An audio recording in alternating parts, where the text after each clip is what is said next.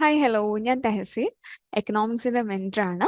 അപ്പോൾ ഇന്ന് നമ്മൾ ഡിസംബറിൽ ഫസ്റ്റ് ഇയറിന്റെ എക്സാംസ് എഴുതാൻ പോകുന്ന BA എക്കണോമിക്സ് ഹോണേഴ്സ് പ്രോഗ്രാംസ് എടുത്തിട്ടുള്ള സ്റ്റുഡൻസിന് വേണ്ടിയിട്ടാണ് ഈ ഒരു വീഡിയോ നമ്മൾ ചെയ്യുന്നത്. ഇപ്പോൾ ഓൾറെഡി നിങ്ങൾ എല്ലാവരും ഹാൾ ടിക്കറ്റ് എല്ലാം ഡൗൺലോഡ് ചെയ്ത് കഴിഞ്ഞ് എക്സാംസിന് വേണ്ടി പ്രിപ്പയർ ചെയ്തിരിക്കുന്ന ഒരു സിറ്റുവേഷൻ ആയിരിക്കും. അപ്പോൾ ഇനി അങ്ങോട്ട് എന്തൊക്കെ കാര്യങ്ങളാണ് നമ്മൾ ശ്രദ്ധിക്കേണ്ടത്, ഈ ഒരു എക്സാമിലോട്ട് പോകുന്നതിന് മുന്നോടിയായിട്ട് ഇനിയുള്ള ഈ ഒരു കുറച്ച് ദിവസങ്ങൾ നമ്മൾ എങ്ങനെ അതിനെ യൂസ് ചെയ്യണം, എങ്ങനെയൊക്കെയാണ് നമ്മൾ നല്ല രീതിയിൽ എങ്ങനെയൊക്കെ നമുക്ക് എക്സാംസ് എഴുതാം, നല്ല പോലെ സ്കോർ നമുക്ക് എങ്ങനെ നേടാൻ പറ്റും എന്നുള്ളതിനെ പറ്റിയിട്ട് ഒരു ഓവറോൾ ഐഡിയ തരിക എന്നുള്ളതാണ് ഈ ഒരു വീഡിയോ കൊണ്ട് നമ്മൾ ഉദ്ദേശിക്കുന്നത്. ഓക്കെ, അടുത്തതായിട്ട് നമുക്ക് എക്സാംസിന്റെ പാറ്റേൺ എങ്ങനെയാണെന്നുള്ളതാണ് നോക്കാനുള്ളത്.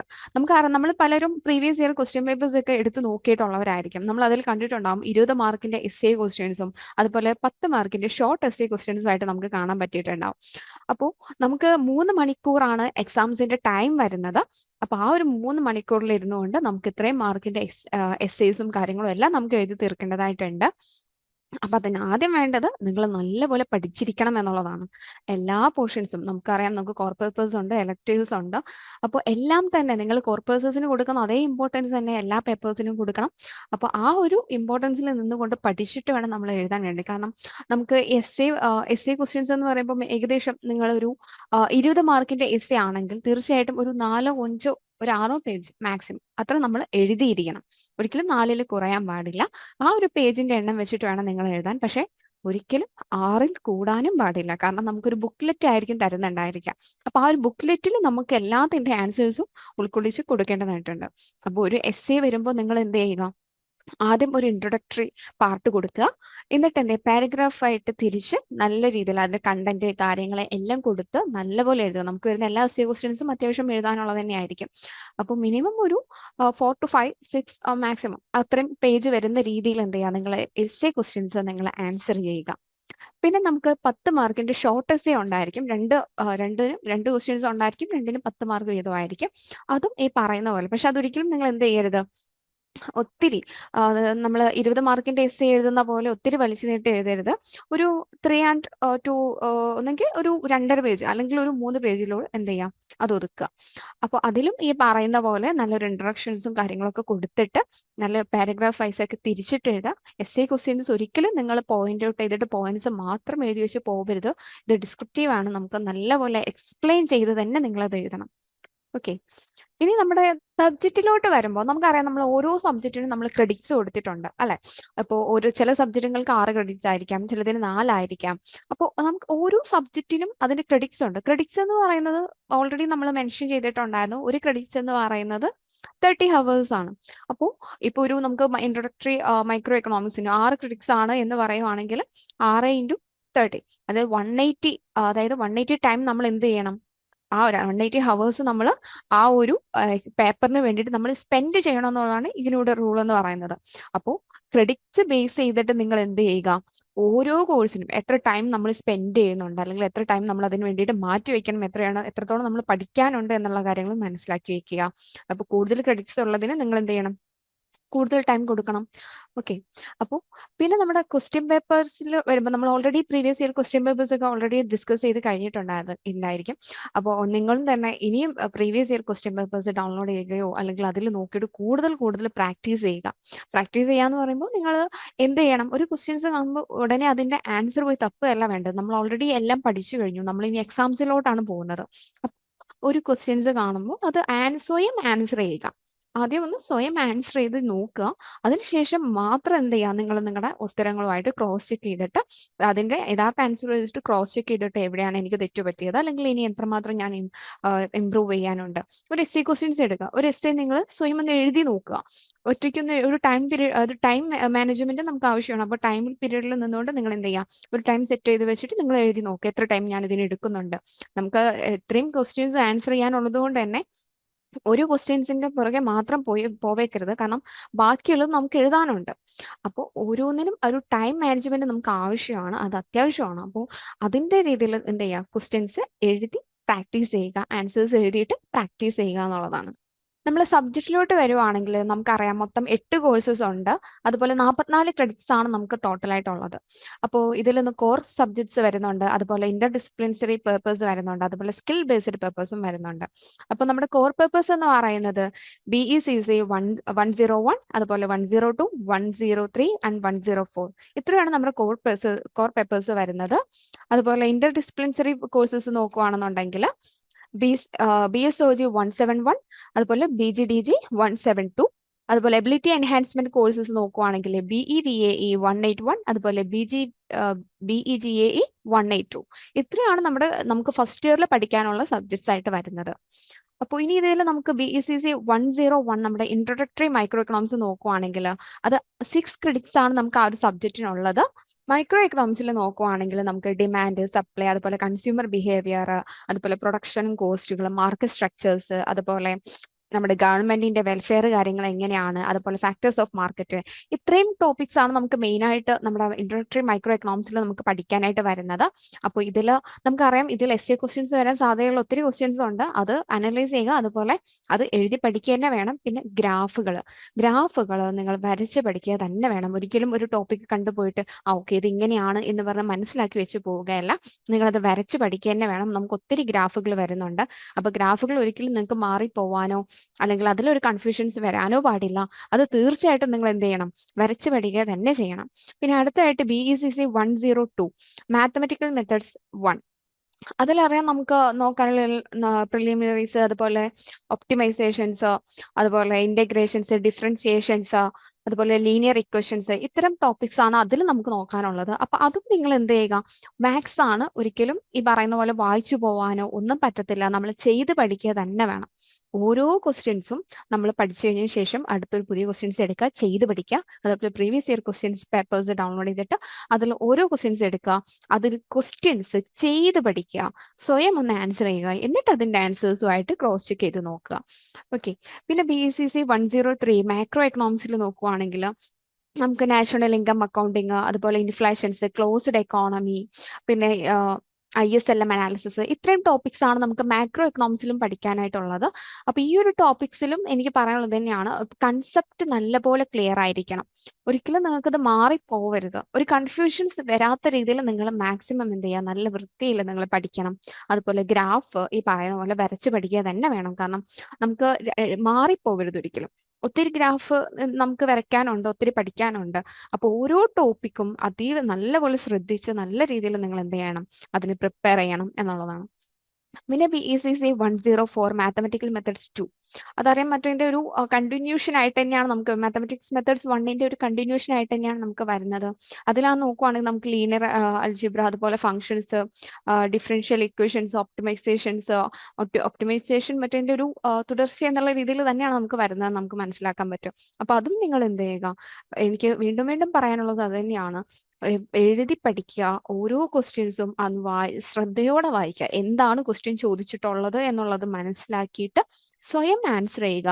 അതുപോലെ ടൈം മാനേജ്മെന്റ് വളരെ ഇമ്പോർട്ടന്റ് ആണ്. നമുക്കൊരു ക്വസ്റ്റ്യന്റെ ആൻസർ കിട്ടിയില്ല, പകുതി വരെ നമ്മൾ ചെയ്തു വന്നിട്ടുണ്ട്, പക്ഷെ നമുക്ക് ബാക്കി കിട്ടുന്നില്ല എന്നുണ്ടെങ്കിൽ ഒരിക്കലും അതിൽ കൂടുതൽ ടൈം കളയരുത്.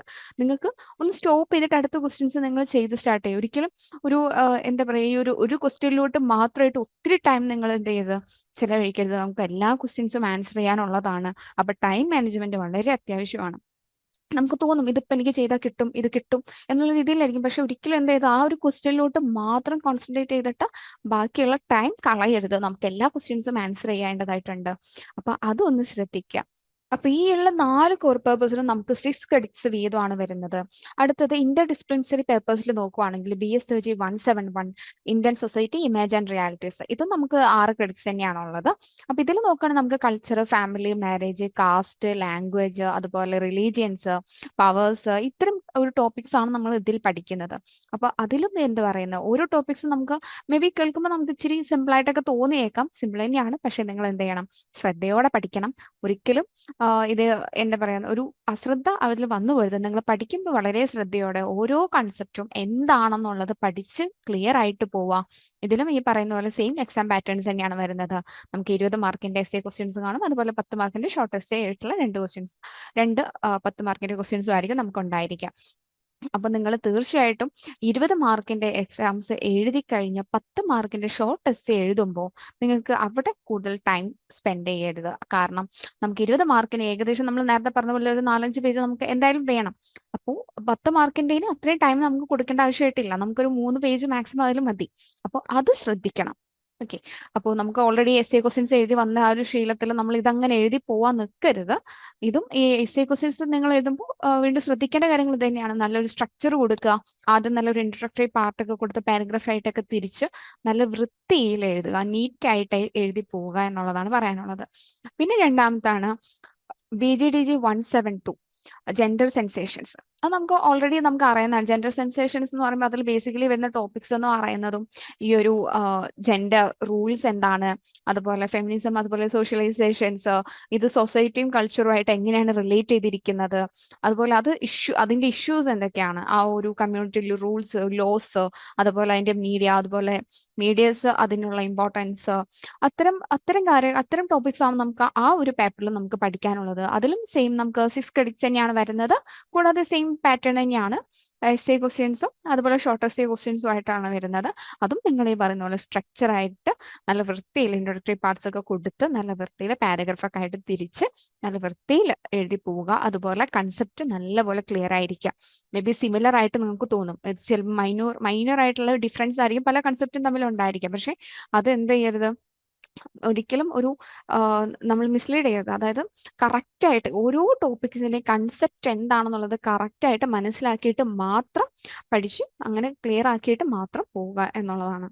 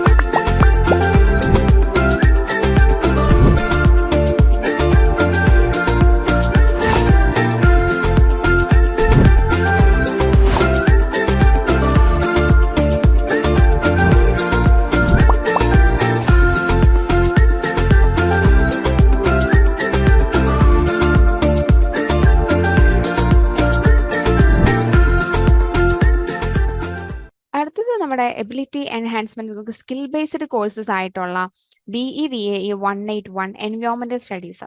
എൻവയോൺമെന്റൽ സ്റ്റഡീസ് നമുക്ക് 4 ക്രെഡിറ്റ്സ് ആണ് വരുന്നത്. അപ്പോൾ ഈ 4 ക്രെഡിറ്റ്സ് എന്ന് പറയുമ്പോൾ ഒരിക്കലും നിങ്ങൾ എന്ത് ചെയ്യണ്ട, ഇത് നമുക്ക് ഒബ്ജക്റ്റീവ് ടൈപ്പ് ആണ്. അതായത് നമുക്ക് ചോയ്സ് ബേസ്ഡ് ക്വസ്റ്റ്യൻസ് ആണ്. നമുക്കൊരു ക്വസ്റ്റ്യനും 4 ഓപ്ഷൻസും കൂടെ ഉണ്ടാകും. ഒരു ക്വസ്റ്റ്യൻ 1 മാർക്ക് എന്നുള്ള രീതിയിൽ 50 മാർക്കിലോട്ടാണ് ഇത് വരുന്നത്. അപ്പോൾ ഇതിൽ നിങ്ങൾ ശ്രദ്ധിക്കേണ്ട കാര്യം, നിങ്ങൾക്ക് ഇന്ന് ഇവിടെ നമുക്ക് നോക്കുവാണെങ്കിൽ ഒരു ഉത്തരം ശരിയായി കഴിഞ്ഞാൽ നമുക്ക് അതിന് 1 മാർക്ക് കിട്ടും. സെയിം ടൈം അത് തെറ്റിക്കഴിഞ്ഞാൽ നമുക്ക് 1 മാർക്ക് പോകും. മറ്റുള്ള സബ്ജക്റ്റ് നമ്മൾ മറ്റുള്ള എസ് എ കാര്യങ്ങളൊക്കെ എഴുതുവാണെങ്കിൽ നമ്മൾ അത്യാവശ്യം കണ്ടന്റ് ഉണ്ടെന്നുണ്ടെങ്കിൽ നമുക്ക് ഒരു മിനിമം മാർക്ക് നമുക്ക് എങ്ങനെയായാലും അത് സ്കോർ ചെയ്യാൻ പറ്റും. നമുക്ക് കുറച്ചേ അറിയുള്ളൂ, കൂടുതലായിട്ടൊന്നും അറിയത്തില്ല എന്നിരുന്നാൽ പോലും അവിടെ നമുക്കൊരു മിനിമം സ്കോർ കിട്ടും. പക്ഷെ ഇവിടെ അങ്ങനെയല്ല, തെറ്റിക്കഴിഞ്ഞാൽ പോകും. പക്ഷെ പഠിക്കാൻ എളുപ്പമുള്ള ഒരു സബ്ജക്റ്റ് ആണ്.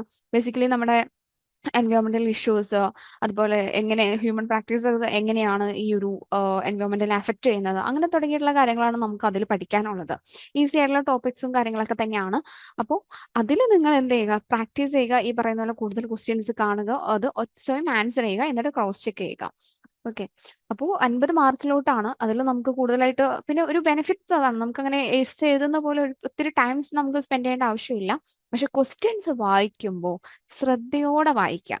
മേ ബി നമുക്ക് ചിലപ്പോൾ തോന്നും, ഒരു ക്വസ്റ്റ്യൻസ് വായിച്ചു കഴിയുമ്പോൾ തന്നെ ഇതെനിക്ക് അറിയാമെന്ന് പറഞ്ഞിട്ട് നമ്മൾ പെട്ടെന്ന് പോയി ടിക്ക് ചെയ്യുന്നുണ്ടായിരിക്കും. പക്ഷെ മേ ബി ആ ക്വസ്റ്റ്യൻ അതായിരിക്കില്ല അതിന്റെ ഉത്തരമായിട്ട് വരുന്നത്. നമ്മളൊരു എടുത്തുചാട്ടം ഒരിക്കലും ഉണ്ടാവരുത്. ക്വസ്റ്റ്യൻ ശ്രദ്ധയോടെ വായിക്കുക, ശ്രദ്ധയോടെ വായിച്ചിട്ട് മാത്രം എന്ത് ചെയ്യുക, ആൻസർ ചെയ്യുക. ഓക്കെ. പിന്നെ നമുക്ക് വരുന്നത് BEGAE 182 ഇംഗ്ലീഷ് കമ്മ്യൂണിക്കേഷൻ സ്കില്ല്. ഒട്ടുമിക്ക ആളുകൾക്കും കുറച്ചും കൂടെ ഒരു ഈസി ആയിട്ട് തോന്നുന്ന ഒരു പേപ്പർ ആയിരിക്കാം. നമുക്കിങ്ങനെ വെർബൽസ്, നോൺ വെർബൽസ്, അതുപോലെ നമ്മുടെ റീഡിങ്, റൈറ്റിംഗ്, നമ്മുടെ ലെറ്റേഴ്സ് എഴുതുന്നത്, കോൺവെർസേഷൻസ്, അത്തരം ടോപ്പിക്സ് കാര്യങ്ങളാണ് നമുക്ക് ഇതിൽ വരുന്നത്. നമുക്ക് ലാംഗ്വേജിൽ കുറച്ചൊരു നന്നായിട്ടൊരു അറിവുള്ള ഒരാളാണെന്നുണ്ടെങ്കിൽ ഈസി ആയിട്ട് നല്ലപോലെ സ്കോർ ചെയ്യാൻ പറ്റുന്നതാണ്. ഇത് 4 മാർക്കിന് തന്നെയാണ്, 4 ക്രെഡിറ്റ്സ് ആണ്. നമുക്ക് 50 മാർക്കിലോട്ടാണ് ഇത് വരുന്നത്. അപ്പോൾ ഇതിൽ നോക്കുവാണെങ്കിൽ 10 മാർക്കിന്റെ എസ് എ ക്വസ്റ്റ്യൻസും 5 മാർക്കിന്റെ ഷോർട്ട് എസ് എ ക്വസ്റ്റ്യൻസും ആയിരിക്കും കാണുന്നുണ്ടായിരിക്കുക. അപ്പോൾ അതും എന്തോ ഈ പറയുന്ന പോലെ ഒരിക്കലും ഒരു എസ് എ 10 മാർക്കിന്റെ ഒരു എസ് എ എന്ന് പറഞ്ഞിട്ട് അതിന് കുറേ പേജസ് ഒന്നും എഴുതി വെക്കേണ്ട ആവശ്യമില്ല. ടൈം ലിമിറ്റ് നോക്കണം. നമ്മുടെ ടൈം മാനേജ്മെന്റ് എപ്പോഴും പറയുന്നു, അത് അത്യാവശ്യമാണ്, അത് നോക്കുക. അതുപോലെ അതിനും ഈ പറയുന്ന പോലെ സ്ട്രക്ചേർഡ് ആയിട്ട് വളരെ നീറ്റിൽ കൺസെപ്റ്റ് എന്താണോ നമുക്ക് എന്താണോ ചോദ്യം ചോദിച്ചിട്ടുള്ളത് അതിനുള്ള ഉത്തരങ്ങൾ മാത്രമായിട്ട് കണ്ടന്റ് പോയിന്റ്സുകളും അതുപോലെ ആ ഒരു കണ്ടന്റും അതുപോലെ എക്സ്പ്ലെയിൻ ചെയ്തിട്ട് എഴുതി പോവുക എന്നുള്ളതാണ്. അടുത്തതായിട്ട് ഇപ്പൊ നമ്മൾ ഓൾറെഡി എല്ലാം കഴിഞ്ഞു, നമ്മളെ പഠനമൊക്കെ കഴിഞ്ഞു. ഇനി നമുക്ക് റിവിഷൻ ആണ് ചെയ്യാനുള്ളത്. ഇപ്പൊ ഇൻ കേസ് ഏതെങ്കിലും ഏരിയാസ് നിങ്ങൾക്ക് പെൻഡിങ് ഉണ്ട്, എക്സാമിലോട്ട് പഠിക്കാനുള്ളതിൽ പെൻഡിങ് ഉണ്ടെന്നുണ്ടെങ്കിൽ ആദ്യം നിങ്ങൾ അത് ക്ലിയർ ചെയ്തെടുക്കുക. അതിനുശേഷം എന്ത് ചെയ്യുക, എക്സാംസിലോട്ടുള്ള ദിവസങ്ങൾ എത്ര ഉണ്ടെന്ന് നോക്കുക. നിങ്ങൾക്ക് അവൈലബിൾ ആണ്, നിങ്ങൾ ഒരു ദിവസം എത്ര ടൈം നിങ്ങൾക്ക് ഫ്രീ ആയിട്ട് കിട്ടുന്നുണ്ട്, അതുമായിട്ട് ഒരു ചെറിയൊരു ടൈം ടേബിൾ പോലെ നിങ്ങളൊന്ന് സെറ്റ് ചെയ്തെടുക്കുക. എത്ര ടൈം, അതായത് ഓരോ സബ്ജക്റ്റിനും അതിന്റെ ചാപ്റ്റേഴ്സിന്റെ എണ്ണം, അല്ലെങ്കിൽ നിങ്ങൾക്ക് ഡിഫിക്കൽട്ട് ആയിട്ട് തോന്നുന്നതിന് കുറച്ചും കൂടെ കുറച്ച് ഡേയും കുറച്ച് ടൈമും സ്പെൻഡ് ചെയ്യുന്ന രീതിയിൽ കൊടുത്തിട്ട് നിങ്ങൾ എന്ത് ചെയ്യുക, ഒരു ടൈം ടേബിൾ കാര്യങ്ങൾ സെറ്റ് ആക്കി വെക്കുക. അതിനനുസരിച്ചിട്ട് ഡെയിലി നിങ്ങൾ എന്ത് ചെയ്യുക, പഠിക്കുക, റിവിഷൻ ചെയ്യുക. ഓരോ ടോപ്പിക്സും, അതായത് നമ്മൾ പഠിച്ചു കഴിഞ്ഞതായിരിക്കാം, വീണ്ടും ഫസ്റ്റ് തൊട്ട് നമുക്ക് നോക്കേണ്ടി വരും. കാരണം ഒത്തിരി തവണ നമ്മൾ റിവിഷൻ ചെയ്യുമ്പോൾ മാത്രമേ നമുക്ക് എന്ത് ചെയ്യുള്ളൂ, അത് മെമ്മറൈസ് ആയിട്ട് നമുക്ക് നിൽക്കുള്ളൂ. അതുകൊണ്ട് തീർച്ചയായിട്ടും നിങ്ങൾ എന്ത് ചെയ്യുക, ഓരോ സബ്ജക്റ്റിനും ഒരു ടൈം സെറ്റ് ചെയ്യുക. അത് ഈക്വലി ആയിരിക്കും, എല്ലാ സബ്ജക്റ്റും അതിൽ ഉൾപ്പെടുത്താൻ വേണ്ടി ശ്രമിക്കുക. ഈ സബ്ജക്റ്റ് എനിക്ക് വളരെ ഈസിയാണ്, അല്ലെങ്കിൽ അങ്ങനെ ഒരു നെവർ മൈൻഡിലോ അല്ലെങ്കിൽ ഒരു സില്ലി ആയിട്ടോ എടുക്കരുത്. കാരണം എല്ലാ സബ്ജക്റ്റിനും നമുക്ക് ഈക്വൽ ഇമ്പോർട്ടൻസ് ഉണ്ട്. കോർ സബ്ജക്ട്സിന്റെ അതേ ഇമ്പോർട്ടൻസ് നമുക്ക് മറ്റ് പേപ്പേഴ്സിനും നമുക്ക് കൊടുക്കേണ്ടതായിട്ടുണ്ട്, ഇലക്ടീവ്സിനായാലും എല്ലായാലും. അപ്പൊ അതുകൊണ്ട് തന്നെ ഇനിയുള്ള ഓരോ ദിവസങ്ങളിലും നിങ്ങൾ ചെയ്യേണ്ട ഒരു കാര്യം, ഈ ടൈമിന് എന്ത് ചെയ്യാം, ഡിവൈഡ് ചെയ്തിട്ട് ഓരോ സബ്ജക്റ്റിനും ഓരോ യൂണിറ്റിനും അല്ലെങ്കിൽ ഓരോ ബ്ലോക്കിനും ഇത്ര ടൈം എന്നുള്ള രീതിയിൽ റിവിഷൻ ചെയ്യുക. പഠിക്കാനല്ല, ഇത് റിവിഷൻ ചെയ്യാനുള്ളതാണ്. നമ്മൾ ഓൾറെഡി പഠനമൊക്കെ കഴിഞ്ഞു, ഇത് റിവിഷനുള്ള ടൈം ആയിട്ടാണ് നമുക്കുള്ളത്. അതുപോലെ ഇപ്പൊ ഒരു ടോപ്പിക്ക് കാണുമ്പോൾ നിങ്ങൾ ഒന്ന് റിവിഷൻ ചെയ്തു, അത് കഴിഞ്ഞിട്ട് ഒന്ന് അതിലോട്ട് നോക്കാതെ, അതായത് ആ ഒരു പേപ്പറിലോട്ട് നോക്കാതെ നിങ്ങളൊന്ന് മനസ്സിലൊന്ന് ആലോചിച്ച് നോക്കുക. അല്ലെങ്കിൽ നിങ്ങൾക്ക് അതിൽ കാണാതെ നിങ്ങൾക്കൊന്ന് പറയാൻ പറ്റുന്നുണ്ടോ, എല്ലാ പോയിന്റ്സും നിങ്ങൾക്ക് ഓർത്തെടുക്കാൻ പറ്റുന്നുണ്ടോ എന്നുള്ള കാര്യങ്ങൾ നിങ്ങൾ ചെക്ക് ചെയ്യുക. നമ്മൾ ഇപ്പൊ നോക്കി വായിച്ചു ഇങ്ങനെ പോകുമ്പോൾ ഇതെല്ലാം അറിയാം എന്നുള്ള രീതിയിലായിരിക്കും. പക്ഷെ അതൊന്ന് മാറ്റി വെച്ചിട്ട് എന്ത് ചെയ്യാം, ഒന്ന് ഓർക്കാൻ ശ്രമിക്കുക. ഇനിയിപ്പോ നിങ്ങൾക്ക് അങ്ങനെ സമയമില്ല, ഭയങ്കര ബിസി ഷെഡ്യൂൾ ആണ്, വർക്കുണ്ട്, ഒത്തിരി കാര്യങ്ങൾ ചെയ്തു തീർക്കാനുണ്ട്, അങ്ങനെയുള്ളവരൊക്കെ ആണെങ്കിലും, എങ്ങനെയായാലും ഇപ്പൊ നമ്മൾ വർക്ക് ചെയ്യുന്ന സ്ഥലത്താണെങ്കിലോ അല്ലെങ്കിൽ ഒരു ഡേയിൽ നമുക്ക് ആലോചിക്കാൻ പറ്റുന്ന ഒരു കുറച്ച് ടൈംസ് നമുക്ക് കിട്ടുന്നുണ്ടായിരിക്കും. ഒരു 3-4 മിനിറ്റോ എത്രയെങ്കിലും നമുക്ക് കിട്ടുന്നുണ്ടായിരിക്കും. അങ്ങനെ അല്ലെങ്കിൽ ഒന്ന് വെറുതെ ഇരിക്കുന്ന ടൈമോ അങ്ങനെ എന്തെങ്കിലും ഉണ്ടെങ്കിൽ ആ സമയത്ത് നിങ്ങൾ എന്ത് ചെയ്യാം, ഇപ്പൊ ഇന്നലെ നമ്മളൊരു കാര്യം പഠിച്ചു, ഇന്നലെ രാത്രി നമ്മൾ കുറച്ച് മൈക്രോ എക്കണോമിക്സിലെ കുറച്ച് കാര്യങ്ങളൊക്കെ പഠിച്ചു. അത് കഴിഞ്ഞിട്ട് പിറ്റേ ദിവസം ഇപ്പൊ നമ്മൾ ജോലി സ്ഥലത്താണ്, നമ്മൾ വർക്ക് ചെയ്യുന്നു, ഒരു ചെറിയൊരു ഫ്രീ ടൈം നമുക്ക് കിട്ടുവാണ്. അപ്പൊ ഒന്ന് വെറുതെ ആലോചിച്ച് നോക്കുക, ഇന്നലെ എന്താണ് ഞാൻ പഠിച്ചത്, ഇന്നലെ ഏത് ടോപ്പിക്കാണ് ഞാൻ പഠിച്ചത്, അതിന്റെ കൺസെപ്റ്റ് എന്തായിരുന്നു, അതിന്റെ ഗ്രാഫുകൾ എങ്ങനെയായിരുന്നു, അതെല്ലാം ഒന്ന് ഓടിച്ചു പോവുക. അപ്പൊ നിങ്ങൾക്ക് ഓർത്തെടുക്കാൻ പറ്റുന്നുണ്ടോ എന്ന് കറക്റ്റ് ആയിട്ട് ശ്രദ്ധിക്കുക. അങ്ങനെ ഓർത്തെടുക്കാൻ പറ്റുന്നുണ്ടെങ്കിൽ ഡെഫിനറ്റ്ലി നിങ്ങൾ അത് പൂർണ്ണമായിട്ടും പഠിച്ചു കഴിഞ്ഞു എന്ന് തന്നെയാണ് ഉറപ്പ്. ഇൻ കേസ് അത് പറ്റുന്നില്ല എന്നുണ്ടെങ്കിൽ നിങ്ങൾ എന്ത് ചെയ്യുക, ഉടനെ തന്നെ ആ നോട്ട്സ് കാര്യങ്ങളൊന്ന് എടുത്തു നോക്കുക, അത് വായിക്കുക. കാരണം അങ്ങനെ നമ്മൾ റീകോൾ ചെയ്ത് നമുക്ക് എടുക്കാൻ പറ്റണം. അപ്പം മാത്രം നമുക്ക് എക്സാമിനും അതുപോലെ നമുക്ക് എഴുതാൻ പറ്റുള്ളൂ. അതുപോലെ നിങ്ങൾ ഒട്ടുമിക്ക ആളുകളും നോട്ട്സ് ഒക്കെ പ്രിപ്പയർ ചെയ്യുന്ന ആളുകളായിരിക്കും. പോയിന്റ്സ് ഒക്കെ ആയിട്ട് നോട്ട്സ് നല്ലപോലെ നിങ്ങൾ എഴുതിയിട്ടുണ്ടായിരിക്കും. ടെക്സ്റ്റ് വായിക്കണം, ടെക്സ്റ്റ് മസ്റ്റ് ആണ്, ടെക്സ്റ്റ് നല്ലപോലെ നിങ്ങൾ വായിച്ചിരിക്കണം. അതിൽ ഒരു കോംപ്രമൈസും ഇല്ല. അതിൽ നിന്ന് നിങ്ങൾ എഴുതിയെടുത്തിട്ടുള്ള ഈ ഒരു പോയിന്റ്സ് കാര്യങ്ങൾ എന്ത് ചെയ്യുക, ഓർത്തുകൊണ്ടിരിക്കുക. പല ടൈമിലും ഈ പറയുന്ന പോലെ പല തവണ നിങ്ങൾക്ക് ഇപ്പോൾ ഒന്നെങ്കിൽ കിടക്കാൻ പോകുന്നതിന് മുമ്പ് അല്ലെങ്കിൽ കിടക്കുന്ന സമയത്ത് എന്ത് ചെയ്യും, ഒന്ന് വെറുതെ ചുമ്മാ ആലോചിച്ച് നോക്കുക, എന്താണ് ഞാൻ പഠിച്ചത്, ഏതൊക്കെ ടോപ്പിക്സ് ആണ് ഞാൻ ക്ലിയർ ചെയ്തത്, എന്തായിരുന്നു അതിന്റെ കൺസെപ്റ്റ്, അതിൽ ഗ്രാഫുകൾ എങ്ങനെയായിരുന്നു. അപ്പോൾ ഓരോന്നും അങ്ങനെ ഇങ്ങനെ ഓർത്തെടുക്കാൻ വേണ്ടിയിട്ട് മാക്സിമം ശ്രമിക്കുക. അങ്ങനെ അതിനെന്ത് ചെയ്യുക, ഒരു റിവിഷൻ ആയിട്ട് കൊണ്ടുവരാം. പിന്നെയുള്ളത് നമ്മുടെ എസ്സേ. നമ്മൾ പറഞ്ഞ പോലെ തന്നെ നമുക്ക് എസ്സേ ക്വസ്റ്റ്യൻസ് ഉണ്ട്, ഷോർട്ട് എസ്സേ ക്വസ്റ്റ്യൻസ് ഉണ്ട്. റൈറ്റിംഗ് പ്രാക്ടീസ് അത്യാവശ്യമാണ്.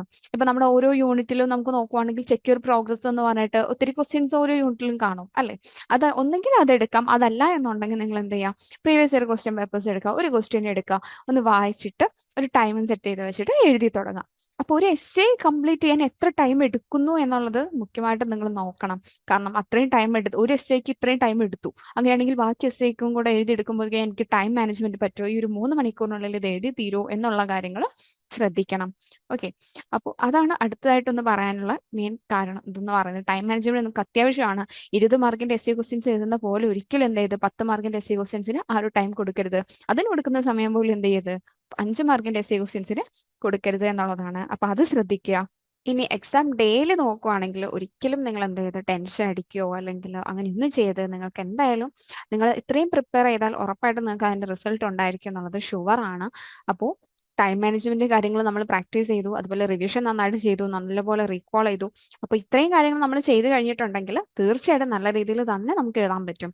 അപ്പോൾ ടൈം മാനേജ്മെന്റ് ഈ പറയുന്ന പോലെ നിങ്ങൾ പ്രാക്ടീസ് ചെയ്യുന്നേ വേണം. ഇപ്പൊ മാത്തമാറ്റിക്സ് മെത്തേഡ്സ് നമുക്ക് 1ഉം 2ഉം ഉണ്ട്. രണ്ടിലും നമ്മൾക്ക് എന്താണ് മാത്സ് ചെയ്ത് പ്രോബ്ലംസ് ചെയ്ത് പഠിക്കുക തന്നെ വേണം. എങ്കിൽ മാത്രമേ നമുക്ക് ആ ഒരു സമയത്ത് നമുക്ക് നല്ലപോലെ എഴുതാൻ പറ്റുള്ളൂ. അത് നന്നായിട്ട് ശ്രദ്ധിക്കുക. അതുപോലെ എസ്സേ ക്വസ്റ്റ്യൻസ് എന്ത് ചെയ്യുക, ഓരോ സ്ട്രക്ചർ ആയിട്ട് എഴുതുക, പാരഗ്രാഫ് ആയിട്ട് തിരിക്കുക. ഫസ്റ്റ് ഒരു ഇൻട്രോഡക്ടറി കൊടുക്കുക, ഏറ്റവും ലാസ്റ്റ് ഒരു കൺക്ലൂഷൻ ആയിട്ട് കൊടുക്കുക. പാരഗ്രാഫ് ആയിട്ട് വളരെ നീറ്റ് ആയിട്ട് എഴുതാൻ മാക്സിമം ശ്രമിക്കുക. നല്ല വൃത്തിയിൽ, ഒരു അധികം വെട്ടലുകളോ തിരുത്തലുകളോ അങ്ങനെയൊന്നും ഇല്ലാണ്ട് വളരെ നീറ്റ് ആയിട്ട് എഴുതാൻ മാക്സിമം ആയിട്ട് ശ്രമിക്കുക. എല്ലാ പോയിന്റ്സും വന്നു എന്നുള്ളത് ഉറപ്പുവരുത്തുക. നിങ്ങൾ പഠിച്ചിട്ടുള്ള എല്ലാ പോയിന്റ്സും നിങ്ങൾ എഴുതിയിട്ടുണ്ട് എന്നുള്ളതും നിങ്ങൾ ഉറപ്പുവരുത്തുക. ഓക്കെ, അപ്പോൾ നിങ്ങൾ ഒരിക്കലും എന്ത് ചെയ്യരുത്, നിങ്ങളുടെ ഒരു പേടി നമുക്ക് എപ്പോഴും ഉണ്ടായിരിക്കും. ഫസ്റ്റ് എക്സാം എങ്ങനെയായിരിക്കും, ടെൻഷൻ അടിച്ച് അങ്ങനെയൊന്നും ചെയ്യരുത്. സിമ്പിൾ ആയിട്ട് എടുക്കാം. നമ്മളൊരു എക്സാംസ് എഴുതുന്നു, എക്സാമിന് വേണ്ടിയുള്ള എല്ലാ പ്രിപ്പറേഷൻസും നമ്മളിത് കഴിഞ്ഞതാണ്. അപ്പോൾ എന്ത് ചെയ്യാം, നല്ലപോലെ എക്സാംസ് അറ്റൻഡ് ചെയ്യാം. നിങ്ങൾക്ക് ഉറപ്പായിട്ടും നല്ല രീതിയിൽ തന്നെ അത് അറ്റൻഡ് ചെയ്യാൻ പറ്റും. അപ്പോൾ തലേ ദിവസങ്ങളിൽ ഒരിക്കലും എന്ത് ചെയ്യരുത്, എക്സാംസിന്റെ തലേ ദിവസം ഒരിക്കലും കൂടുതലായിട്ട് ഉറക്കമൊഴിക്കുകയോ അല്ലെങ്കിൽ കൂടുതൽ ടെൻഷൻ അടിച്ചിട്ട് അയ്യോ എനിക്കിതൊന്നും കിട്ടില്ലേ അങ്ങനെയൊന്നും ആലോചിച്ചിരിക്കരുത്. നല്ല രീതിയിൽ നിങ്ങൾ അത് പ്രിപ്പയർ ചെയ്തിട്ട് നല്ല നേരത്തെ കിടക്കുക. വളരെ നേരത്തെ എഴുന്നേക്കണ്ട. എക്സാംസ് എപ്പോഴാണോ ആ ഒരു ടൈമിന് കറക്റ്റ് ആക്കിയിട്ട് നിങ്ങൾ അവിടെ എക്സാം സെന്റേഴ്സിൽ എത്തുക. ടെൻഷനൊന്നും അടിക്കാതെ പോവുക. അതുപോലെ പെന്ന് കാര്യങ്ങളൊക്കെ കൊണ്ടുപോകുമ്പോൾ നിങ്ങൾ ശ്രദ്ധിക്കുക, എഴുത്തുള്ളത് തന്നെയല്ലേ. പുതുതായിട്ട് വാങ്ങുന്നതൊക്കെ ആണെങ്കിൽ ഒന്ന് വരച്ചൊക്കെ നോക്കുക, നന്നായിട്ട് എഴുതുന്ന പെന്നാണോ, ഇടപെടുന്നുണ്ടോ എന്നുള്ള കാര്യങ്ങളൊക്കെ ഒന്ന് നിങ്ങൾ നോക്കുക. അതുപോലെ നിങ്ങൾ എന്ത് ചെയ്യുക, കൂളായിട്ട് എക്സാംസ് എഴുതുക. ഒരിക്കലും ടെൻഷൻ അടിച്ചിട്ടോ കാര്യങ്ങൾ, റിലാക്സ്ഡ് ആയിട്ട് നിങ്ങൾ എക്സാംസിനെ സമീപിക്കുക എന്നുള്ളത്. പാനിക്കൊന്നും ആവേണ്ട ആവശ്യമില്ല. ഉറപ്പായിട്ടും നിങ്ങൾക്ക് ഇതെല്ലാം നല്ലപോലെ തന്നെ നിങ്ങൾക്ക് ചെയ്യാൻ പറ്റുമോ എന്നുള്ളത് കോൺഫിഡൻസോടെ പോവുക. അതുപോലെ പ്രീവിയസ് ഇയർ ക്വസ്റ്റ്യൻ പേപ്പേഴ്സിന്റെ അനാലിസിസിന്റെ വീഡിയോസ് കാര്യങ്ങളെല്ലാം നിങ്ങൾക്ക് അടുത്ത സെക്ഷനിൽ കിട്ടുന്നതായിരിക്കും. അപ്പൊ അതെല്ലാം കാണുക. അപ്പോൾ ഓൾറെഡി നിങ്ങൾ പഠിച്ചിട്ട് വരിക, ഇത് മാത്രം പഠിച്ചു പോകരുത്. നമ്മൾ ടെക്സ്റ്റ് നന്നായിട്ട് വായിക്കുക, ഗ്രാഫുകൾ വരച്ച് പഠിക്കുക, മാത്സ് ഒക്കെ ചെയ്ത് പഠിക്കുക, നല്ലപോലെ പ്രിപ്പയർ ആവുക. എന്നിട്ട് ഈ പ്രീവിയസ് ഇയർ ക്വസ്റ്റ്യൻ പേപ്പേഴ്സും അതിന്റെ ആൻസേഴ്സും അങ്ങനത്തെ അതിന്റെ വീഡിയോസും ആ സെക്ഷൻസും കാര്യങ്ങളെല്ലാം നിങ്ങൾ അറ്റൻഡ് ചെയ്യുക. കൂളായിട്ട് എക്സാംസ് എഴുതുക. അപ്പോൾ wish you all the best. നല്ലപോലെ എക്സാം എഴുതാൻ സാധിക്കട്ടെ എന്ന് ആശംസിക്കുന്നു. നിങ്ങൾ ഇഗ്നുവിൽ ജോയിൻ ചെയ്ത ഒരാളാണോ, അല്ലെങ്കിൽ ഇഗ്നുവിൽ ജോയിൻ ചെയ്ത് ഡിഗ്രി PG ഒക്കെ തന്നെ നേടണമെന്ന് ആഗ്രഹിക്കുന്ന ഒരാളാണോ? ആണെങ്കിൽ നിങ്ങൾക്ക് വേണ്ടിയുള്ളതാണ് ലേൺവൈസ് പ്ലാറ്റ്ഫോം. കേരളത്തിലെ ഏറ്റവും മികച്ച ഇഗ്നോ സപ്പോർട്ട് പ്ലാറ്റ്ഫോമായുള്ള ലേൺവൈസിന്റെ സഹായത്തോടു കൂടി രാജ്യത്തെ ഏറ്റവും മികച്ച, ഏറ്റവും ക്രെഡിബിൾ ആയിട്ടുള്ള ഡിസ്റ്റൻസ് എഡ്യൂക്കേഷൻ യൂണിവേഴ്സിറ്റി ആയുള്ള ഇഗ്നുവിൽ നിന്ന് ഡിഗ്രി PG MBA ഒക്കെ നേടാം. 22ഓളം വരുന്ന പ്രോഗ്രാമുകളിൽ first year, second year, third year, fourth ഇയറിന് ആവശ്യമായുള്ള കംപ്ലീറ്റ് സപ്പോർട്ട് നിങ്ങൾക്ക് ലേൺവൈസിൽ അവൈലബിൾ ആണ്. കൃത്യമായ മെന്റർഷിപ്പോടുകൂടി കോംപ്രിഹെൻസീവ് ആയ ഒരു ഡിഗ്നിഫൈഡ് ലേണിംഗ് എക്സ്പീരിയൻസ് ഉറപ്പാക്കുന്ന ലേൺവൈസിന്റെ സവിശേഷതകൾ നിങ്ങൾക്കൂടെ കാണാൻ സാധിക്കും. ലേൺവൈസിൽ നിന്ന് മുമ്പ് പഠിച്ചിറങ്ങിയവരുടെയും ഇപ്പോൾ പഠിച്ചുകൊണ്ടിരിക്കുന്നവരുടെയും എക്സ്പീരിയൻസ് അറിയുന്നതിനും കണ്ട് മനസ്സിലാക്കുന്നതിനുമായിട്ട് എത്രയും പെട്ടെന്ന് ലേൺവൈസ് യൂട്യൂബ് ചാനലിലേക്ക് പോവുക. അവിടെ നിങ്ങൾക്ക് ഒരുപാട് വീഡിയോസ് കാണാൻ സാധിക്കുന്നതാണ്. ഇനി ഒട്ടും സമയം കളയണ്ട, എത്രയും പെട്ടെന്ന് താഴെ കാണുന്ന നമ്പറിൽ ലേൺവൈസിനെ പറ്റി കൂടുതൽ അറിയുന്നതിനായി വാട്സാപ്പ് വഴിയോ കോൾ വഴിയോ നിങ്ങൾക്ക് ബന്ധപ്പെടാവുന്നതാണ്.